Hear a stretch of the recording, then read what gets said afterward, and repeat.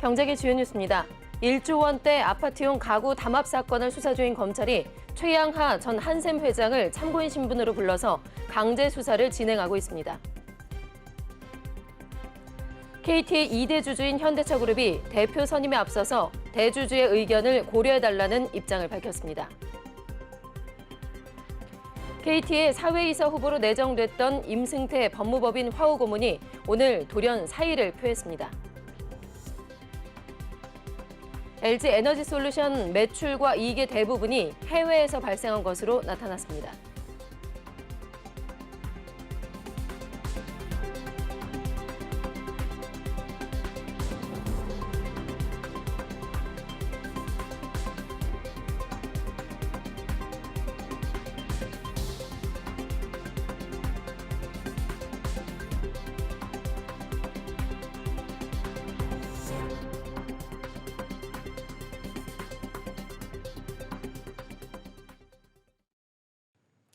네, 시청자 여러분 안녕하십니까? 3월 10일 뉴스프라임 시작하겠습니다. 자, 첫 코너는 경제계 이슈를 짚어보는 시간이죠. 프라임 이슈, 오늘은 김보겸 기자와 함께하겠습니다. 어서 오세요. 네, 안녕하세요. 네. 자, 프라임 이슈 첫 번째 소식은 지금 검찰이 가구 담합 사건을 수사 중인데 규모가 무려 1조 원대입니다. 지금 다들 아시는 한샘과 현대리바트 같은 가구 회사들을 대상으로 지금 수사를 진행을 하고 있는데 오늘은 최양하 전 한샘 회장을 참고인 신분으로 불러서 조사했다고요? 네, 맞습니다. 서울중앙지검은 오늘 최양하 전 한샘 회장을 참고인 신분으로 불러 조사했습니다. 한샘과 현대리바트 등 10여 개의 가구 업체는 2015년부터 약 7년간 신축 아파트의 빌트인 형태로 들어가는 특판 가구 입찰 과정에서 담합을 한 혐의를 받고 있는데요. 검찰은 한샘, 현대리바트, NX, 넥시스, 우아미 등 국내 주요 가구 업체 10여 곳이 신축 아파트의 빌트인 형태로 들어갈 특판 가구 납품사를 정하는 과정에서 대규모 담합을 벌인 정황을 포착해 공정거래법 건설산업기본법 위반 혐의로 수사해왔습니다. 네. 검찰은 이들 업체의 담합 규모가 1조 3천억 원 규모에 이르는 것으로 혐의가 중대하다고 보고 공정거래위원회의 고발 없이 수사에 착수한 것으로 전해졌는데요. 검찰은 지난달 1일 수도권 일대에 있는 9개의 가구 업체의 사무실을 압수수색한 데 이어 이들 업체의 전 현직 임원을 연이어 불러 조사해왔습니다. 검찰은 다음 주까지 가구 업체 전 현직 임원에 대한 조사를 마무리하고 공정위의 최 전 회장 등에 대한 고발 요청 여부를 결정할 방침입니다. 공정거래법 위반 혐의는 공정위가 전속 고발권을 갖고 있어 공정위의 고발이 있어야만 검찰이 기소할 수 있습니다. 네. 자, 이어서 프라임 이슈 두 번째 소식 짚어보겠습니다. KT의 2대 주주인 현대차그룹이 대표를 선임할 때 대주주의 의견을 고려해달라고 입장을 전달한 것으로 알려지고 있습니다. 최근에 KT 이사회가 차기의 대표이사 최종 후보로 지금 윤경림 KT그룹 트랜스포메이션 부문장을 확정을 했었는데 자, 이 소식과 관련돼서 자세히 좀 알아볼까요? 네, 이날 자동차 IT 업계에 따르면 현대차그룹은 대표이사나 사회이사 선출과 같은 주요 이슈에서 이사회가 대주주 이사를 고려해야 한다는 의견을 KT 측에 전달한 것으로 전해졌는데요. 현대차그룹은 현재 KT의 지분 7.8%를 보유한 2대 주주로 현대차와 현대모비스는 지난해 9월 미래 모빌리티 분야 협력을 위해 KT와 7,500억 원 상당의 지분을 맞교환한 바 있습니다. 네. 업계에서는 이와 관련해 현대차그룹이 KT 대표 선임 절차의 공정성과 투명성을 문제 삼는 국민연금에 힘을 보탰다는 해석이 나오고 있는데요. 국민연금은 KT 지분 10.1%를 보유한 일대 주주입니다. 네, 뭐 그렇지 않아도 저희 뉴스에서도 계속 전해드렸는데 지금 KT가 차기 대표 선임을 둘러싸고 뭐 계속해서 이슈가 나오고 있습니다. 지금 KT 측에서는 이 때문에 더 골치가 아픈 그런 상황이군요. 네, 그동안 KT를 이끌어온 구현모 대표는 지난해 12월 이사회에서 연임 의사를 밝혔지만 국민연금이 절차의 투명성을 문제 삼고 대표 선정도 공개 경쟁으로 전환되면서 연임 도전을 포기했는데요. 이에 지난달 선임 절차가 재개됐고 KT 이사회는 지난 7일 대표이사 후보에 대한 면접을 진행한 결과 윤 사장을 이사 전원 합의로 차기 대표 후보로 낙점했습니다. 예. 하지만 현재 트랜스포메이션 부문장을 맡고 있는 윤 사장이 구 대표와 밀접한 관계임이 알려지면서 KT와 같은 소유 분산 기업의 최고 경영자 선정과 관련한 지적이 계속돼서 제기되고 있는데요. KT는 오늘 31일 주주총회를 열고 윤 사장의 대표 선임과 관련한 안건을 상정할 예정입니다. 네. 자, 이어서 프라임 이슈 세 번째도 KT 관련 소식입니다. 자, KT 사회이사 후보로 내정이 됐었던 임승태 법무부인 화우 고문이 오늘 돌연 사의를 표했습니다. 자, 후보로 공식 발표가 된 지 이틀 만인데 김 기자, 이 사이에 무슨 일이 있었던 건가요? 네, 이날 임 고문은 한 언론 매체와의 통화에서 이날 오전 KT 이사회 사무국에 이러한 의사를 전달했는데요. 그는 KDB 생명보험 대표로 추천됐는데 업무 보고를 받아보니 여기에 전념해야겠다는 생각이 들었다면서 어젯밤에 이런 생각이 들었고 오늘 아침에 KT 이사회 사무국에 말씀을 드렸다고 말했습니다. 앞서 KT는 지난 8일 임 고문과 함께 강충구 고려대 전기전자공학부 교수, 여은정 중앙대 경영학부 교수, 표현명 한국타이어앤테크놀로지 사회이사를 차기 사회이사 후보로 공시한 바 있는데요. 예. 이 가운데 임 고문을 뺀 나머지 3명은 모두 현직 사회이사로 재선임에 도전합니다. 네. 임 고문은 한국은행 금융통화위원, 옛 재정경제부 금융정책국장과 금융위원회 사무처장, 그리고 상임위원 등을 지낸 금융통인데요. 지난 대선 기간 윤석열 후보 캠프에서 경제특보를 맡았던 인물이기도 합니다. 네. 임 고문의 얘기를 들어보니까 뭐 그럴 수도 있겠다라는 이유가 되는데 그런데 여권에서 지금 임 고문의 갑작스러운 사유와 관련해서 뭔가 정치적인 뒷배경이 있다 이렇게 이야기를 하고 있다고요. 네, 맞습니다. 여권은 KT의 차기 대표와 사내외 이사진 안선안을 여권 카르텔이라고 불공정하다고 비판해온 연장선에서 임 고문의 갑작스러운 사의 표명에 정치적 배경을 제기했습니다. 예. 여권 관계자는 임 고문은 대통령실과 조율했다고 생각해 사회이사를 수락했으나 방패막이로 쓰려는 의도를 알게 돼 사임한 것으로 안다고 말했습니다. 네. 이에 KT는 임 고문의 사회이사 후보 사퇴로 오는 31일 정기주주총회를 앞두고 다시 한번 고민에 빠지게 됐는데요.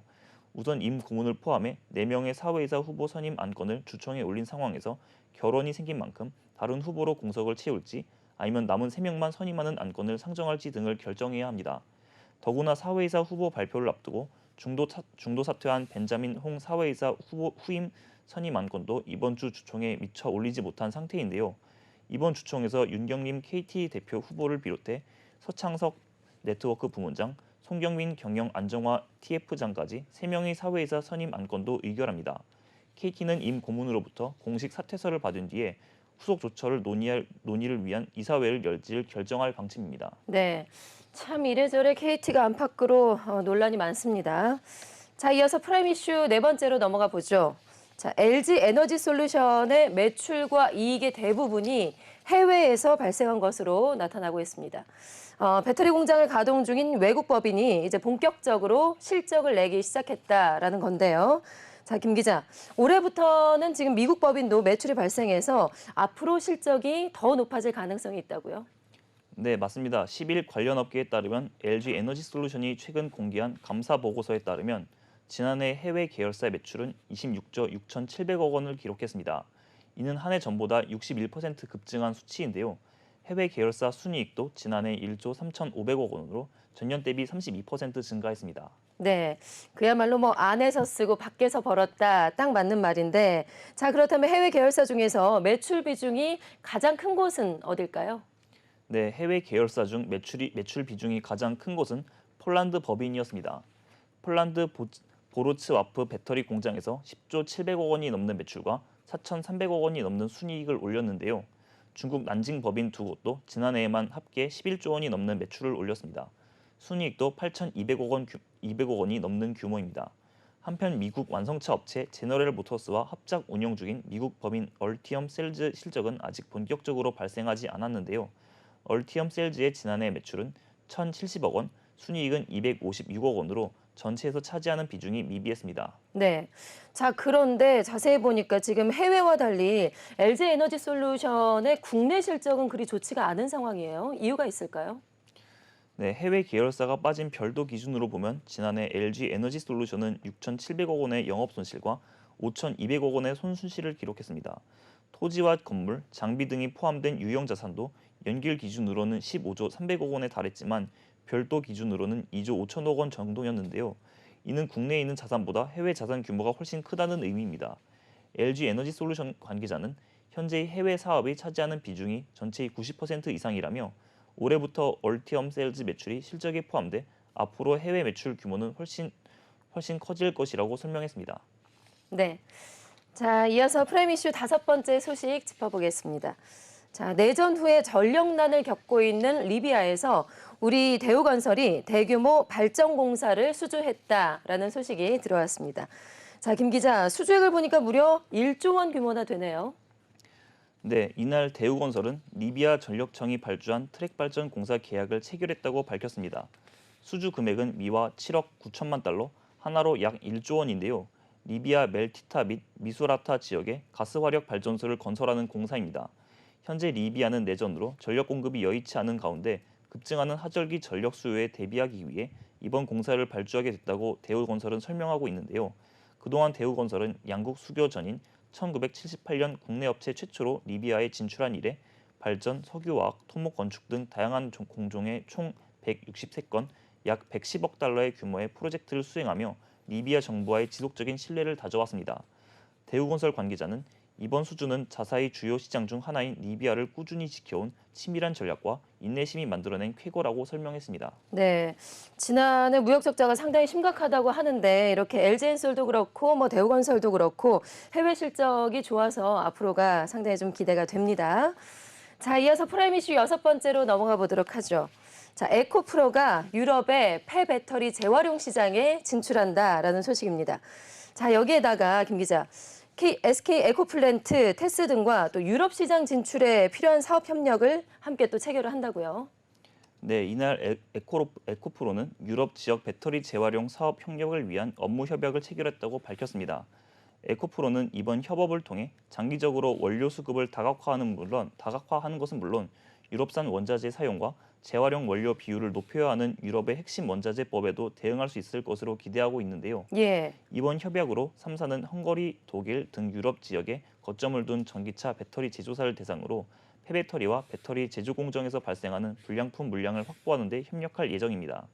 에코프로는 앞으로 경북 포항 영일만 산업단지에 있는 에코배터리 포항 캠퍼스와 같은 양극재 가치사슬을 유럽에도 구축할 계획인데요.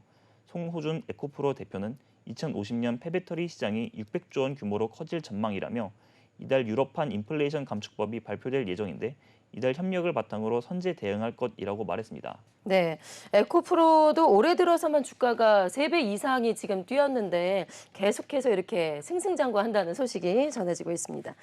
자, 7번째 프라임 이슈 소식 넘어가 보도록 하죠. 자, 공동주문 플랫폼이죠. 카카오 메이커스가 누적 거래액이 7천억 원을 돌파했습니다. 지난해 8월에 6천억 원을 넘어선 이래 지금 7개월 만에 자, 이렇게 또 이제 7천억 원을 돌파를 했는데 김 기자, 이렇게 좋은 성과를 거둘 수 있었던 이유 있을까요? 네, 카카오 메이커스는 수요를 파악한 뒤 제작하던 주문 제작 방식을 통해 재고를 줄이는 제조업 혁신을 목표로 운영되는데요. 카카오 메이커스에 따르면 주문 성공률은 99%에 달하고 이용자들의 호응을 꾸준히 얻은 결과 거래액 또한 2019년 1천억 원에서 2021년 5천억 원 규모로 크게 늘었습니다. 지난달 기준 5,800곳의 제조사 및 창작자에게 생산 기회를 제공했는데요. 254만 명 이상의 이용자가 동참해 2,300여 개의 제품이 판매됐습니다. 네. 자, 그리고 또 카카오 메이커스는 ESG 경영에도 상당히 힘쓰고 있다고요. 네, 맞습니다. 카카오 메이커스는 카카오의 ESG 경영에 발맞춰 다양한 프로젝트들을 선보이고 있는데요. 특히 버려지는 농축수산물의 판로를 지원하고 있습니다. 2021년 8월 첫 선보인 후 현재까지 누적 거래액은 약 170억 원인데 매수한 농축수산물은 3,500여 톤에 달합니다. 최근에는 배상면 주가, 금산 임산 협동조합 등과 공동기획 상품 개발, 전통시장 소상공인 상품 신규 발굴 등을 통해 품목을 확대하고 있고 앞으로도 다양한 파트너들과 협력 기반을 넓혀갈 계획입니다. 예. 이외에도 버려지는 물건을 새로운 용도의 제품으로 재탄생시키는 재활용 프로젝트 새가버치 판매 수익금으로 환경기금을 마련하는 에코시드 주문 제작 브랜드 POM을 통한 수익금 기부 등을 진행하고 있습니다. 이 밖에 중소기업 판로 지원을 위해 오프라인에서 개최하는 페어쇼 등과의 연계 및 협업도 진행할 예정입니다. 정영주 카카오 메이커스 실장은 앞으로도 카카오의 ESG 경영 활동과 더불어 임팩트 커머스만이 뜻깊은 활동들을 지속해갈 것이라고 말했습니다. 네. 자, 프라임 이슈 8번째 소식 알아보겠습니다. 대한항공이 코로나19로 축소됐었던 그 한중 국제선 항공편을 증편하겠다라고 밝혔습니다. 자, 지금 현재 중국 노선은 주당 13회로 운항이 되고 있는데요. 김 기자, 이달부터는 이제 순차적으로 늘린다고 하죠. 어디까지 늘어날까요? 네, 대한항공의 이번 증편은 지난 3일 한중 국제선 증편 재개 합의에 따라 오는 17일부터 항공편 증편이 확대될 예정입니다. 대한항공은 한중 노선을 기존 주 13편에서 3월 말에 주 84편으로 늘리고 5월에 주 99편으로 확대할 계획인데요. 주 99편 운항은 2019년 대비 43% 복원된 수준입니다. 이에 여행객들은 베이징, 상하이 등 주요 도시의 운항 재개로 다양하고 편리한 스케줄을 이용할 수 있을 것으로 전망되는데요. 대한항공 관계자는 중국발 환승 네트워크 확대를 통해 항공, 관광 사업 활성화 및 인천공항 허브화를 위해 노력하겠다며 중국 도시별 영업 지점, 공항 서비스 등의 사전 점검을 완료하고 여객 수요 급증에 대비해 안전 운항과 고객 편의 제공에 만전을 다할 예정이라고 밝혔습니다. 네, 여기까지 듣도록 하죠. 오늘의 경제계 주요 이슈들 프레임 이슈에서 살펴봤습니다. 김보겸 기자와 함께했습니다. 고맙습니다. 네, 감사합니다.